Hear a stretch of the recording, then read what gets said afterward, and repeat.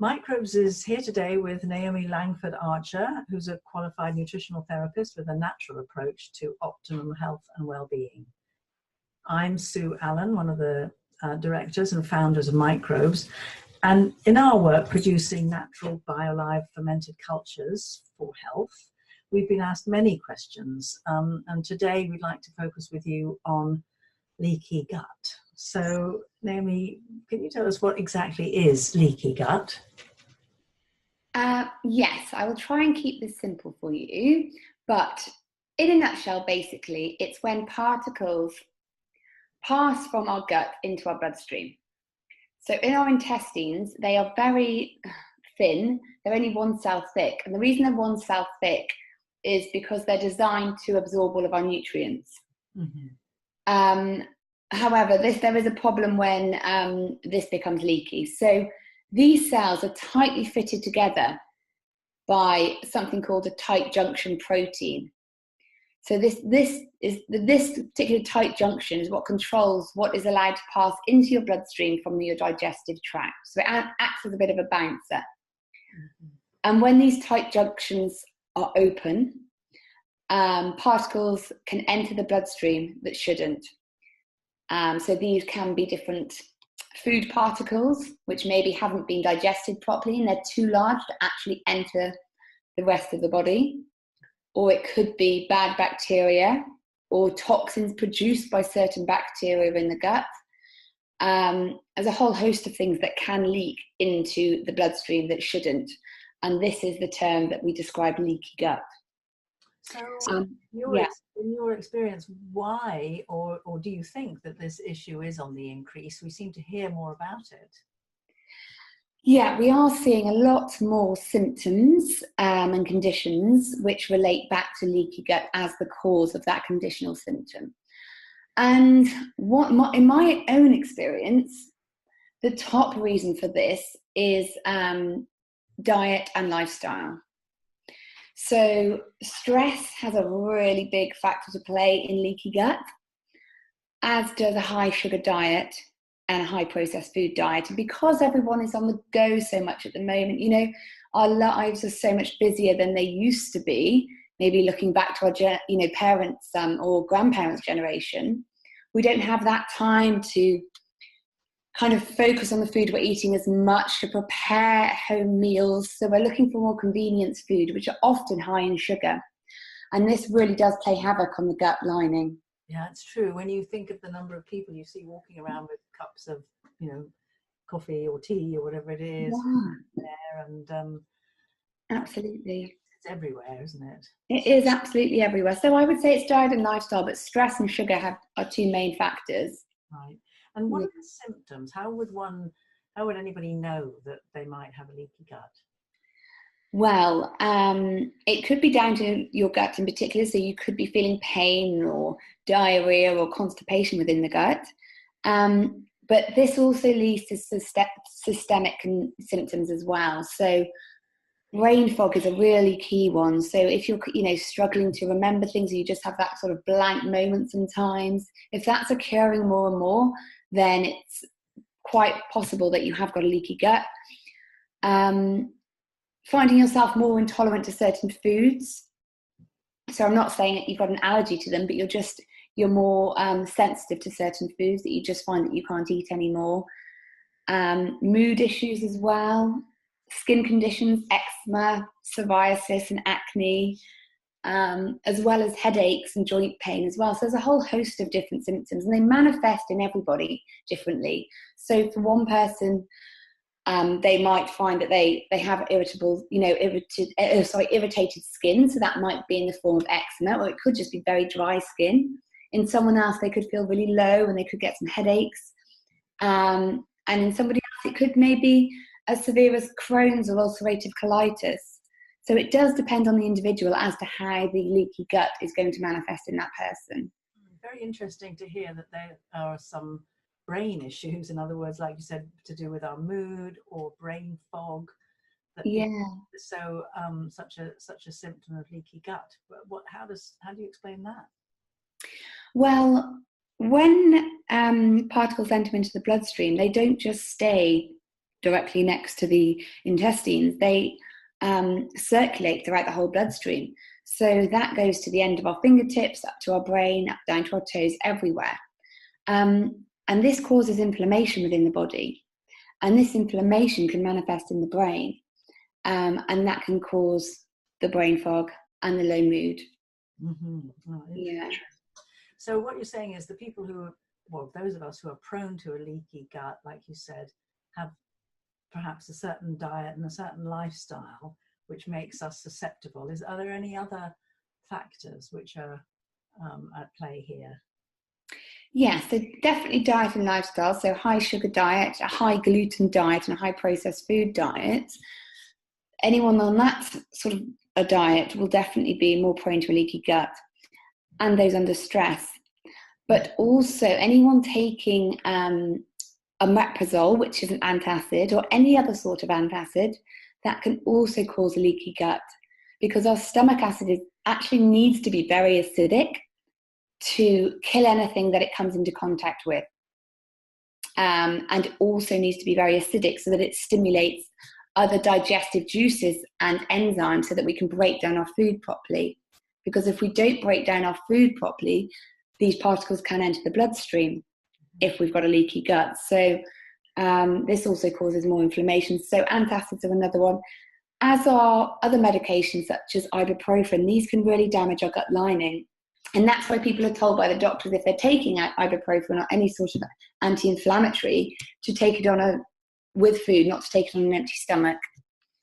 And lastly, antibiotics too, because antibiotics kill off any nasty bacteria, which is good, obviously, but they also kill off any good bacteria as well.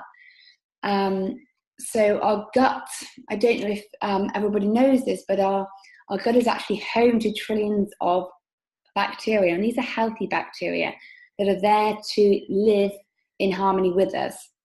And they produce anti-inflammatory compounds which actually protect the mucous membrane of our intestines.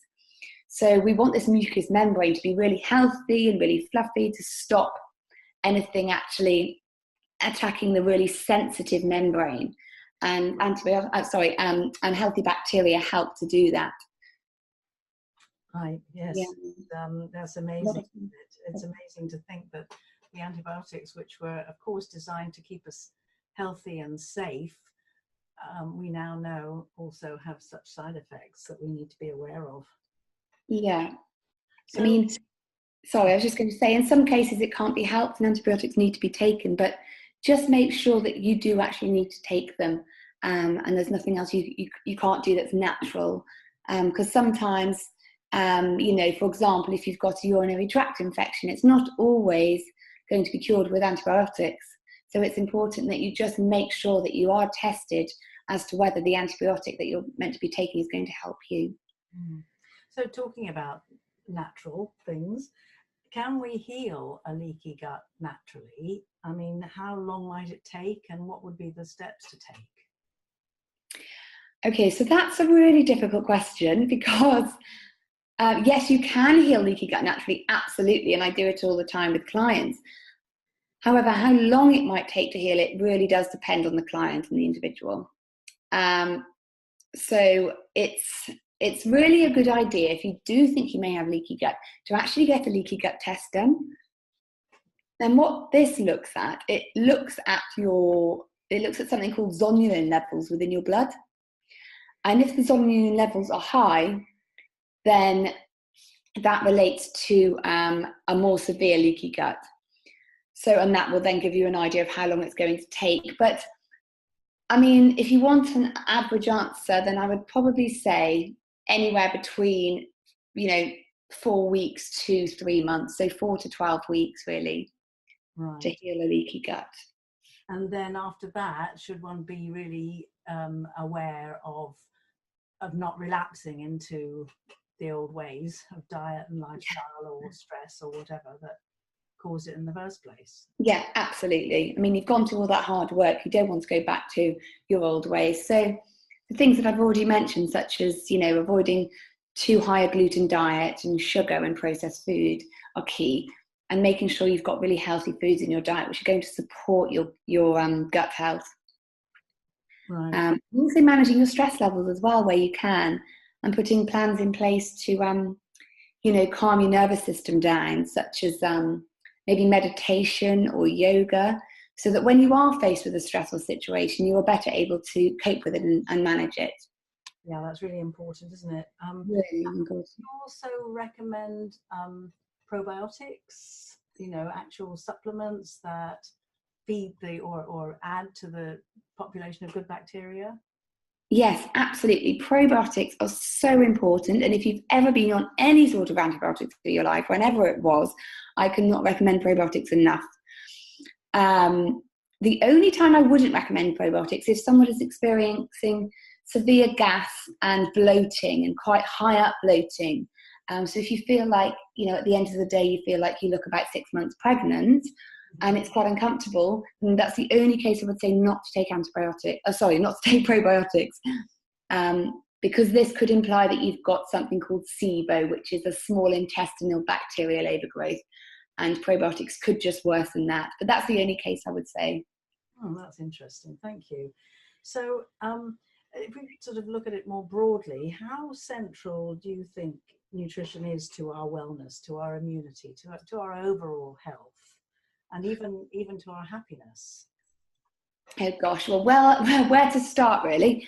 Absolutely. So nutrition is, absolutely key to all health. And that really does start with having a healthy gut. And I can't emphasize that enough. And this is so that you can absorb all the nutrients properly, because if you're putting healthy food into your body and you're not absorbing them, they're just passing through you, then you're not going to be taking in those key nutrients. So nutrition is absolutely key. And immune health as well. This all stems from the gut. So your immunity is set up from a young age, actually on birth, and then you pick up your a lot of your healthy gut bacteria through breast milk as well. So you're further developing your immune system that way. And there's something in the gut which is called secretory IgA, so secretory immunoglobulin A, and that is the body's first defense. So anything that you come into contact with, your secretory IgA is there to attack. And this level can actually be reduced during high periods of stress, and also if you've got any levels of like candida in the gut. So that's like sort of a yeast that can reduce those levels. So yeah, and the other thing, stress does have a big thing to say really. It also reduces levels of vitamin C, which are really important for immune health, and also really important for leaky gut, because your gut lining is made of collagen, and collagen is knitted together with vitamin C. So if your levels are low, you're going to struggle to actually repair the leaky gut. So nutrition, again, plays a really important part in what we're talking about today with yourself. Mm-hmm. And with regard to mental health, absolutely, the gut plays a huge part in this. And so this is where probiotics can be really, really helpful. Your serotonin levels, so your serotonin is your neurotransmitter which makes you feel happy, it balances your mood. And the majority of this is actually made by the help of these healthy gut bugs. So if your levels are low, you're not going to be producing as much as you should be. And the other key thing is with mental health is that you need certain nutrients to make this serotonin. And then also you need other vitamins to help it to pass through into the blood-brain barrier, where it obviously works its magic. So yeah, they're just a few key things really which I could comment on, but there's lots more. Well, it's an exciting field, isn't it? I mean, do you feel that there's more information now about all this than there ever has been, and it's still increasing for us? Absolutely, yeah. There's studies going on all the time, and they're always finding new, research is going on, and they're finding out new theories the whole time. It's just going to be, it's going to be the way we go now, I think, really. And even the doctors, when they are subscribing antibiotics, they're also recommending probiotics alongside it. So they are understanding more and more about the importance of this healthy bacteria now. So if you were to take one top tip for maintaining a healthy gut, Yeah. out of all the things that we've talked about, what for you do you think is the most significant factor that you would really emphasize to your clients and patients? Oh, that's really mean. I only get one. My top tip for leaky gut would be to cut out gluten. Oh, interesting. Yeah, cut out gluten.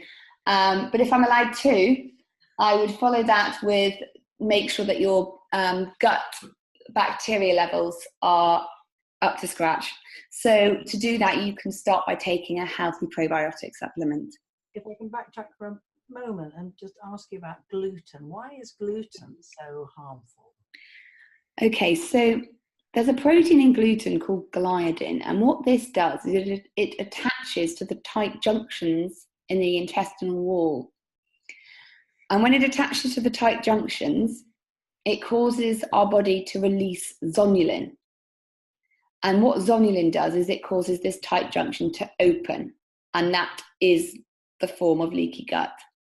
So that's why when I said earlier, you can test your levels of leaky gut by testing your zonulin blood levels, because the more zonulin you've got in your blood, the worse your leaky gut is, basically.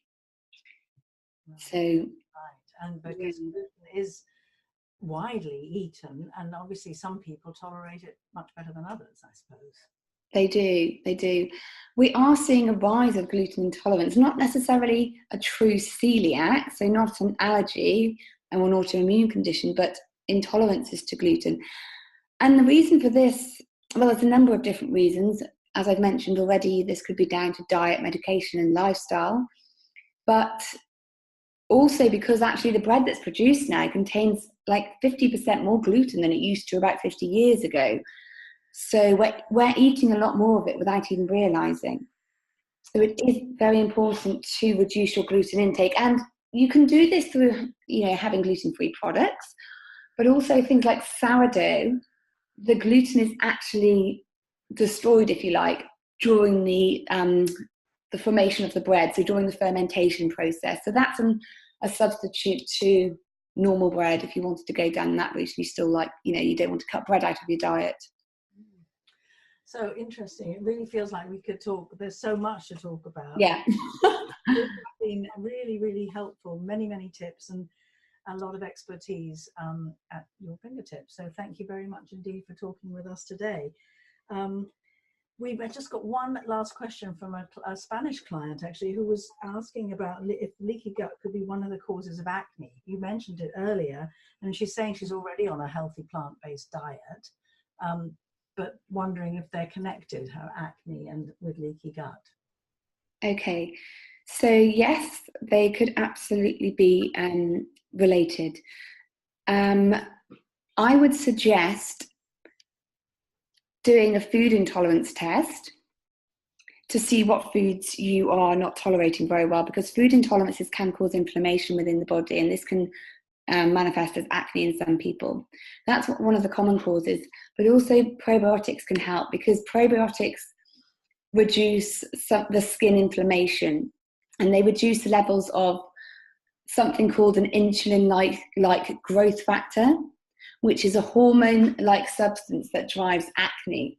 So by having a daily probiotic, you will help to reduce the leaky gut and also the acne as a side effect of that. Great, good. Yeah. Okay, well, I'm sure she'll be grateful for that answer.